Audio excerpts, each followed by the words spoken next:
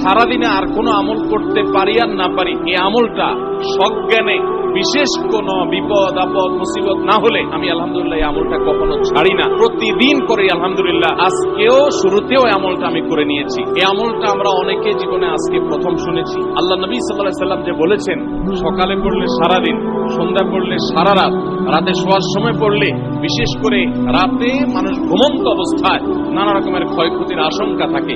এই সব ধরনের ক্ষয়ক্ষতি থেকে আল্লাহর নিরাপত্তা এসে চলে আসে, আল্লাহ তার হেফাজতের জিম্মাদারি নিয়ে যান। কোরআনে কারীমের এই শেষ তিনটা সূরা, সূরা ইখলাস, সূরা ফালাক, সূরা নাস, এগুলোকে যত বেশি সংখ্যক বার নবী সাল্লাল্লাহু আলাইহি সাল্লাম পড়ার নির্দেশ দিয়েছেন, তিনি নিজে পাঠ করতেন, এত বেশি সংখ্যক বার অন্য আর কোন দোয়া, আর কোন সূরা, আর কোন আয়াত, আর কোন কিছু পাঠ করার নির্দেশ আমাদেরকে কোরআন হাদিস দেয় নাই। এখান থেকে এই তিনটা সূরা যে আল্লাহর কাছে কত গুরুত্বপূর্ণ, নবী সাল্লাল্লাহু আলাইহি সাল্লামের কাছে কত গুরুত্বপূর্ণ,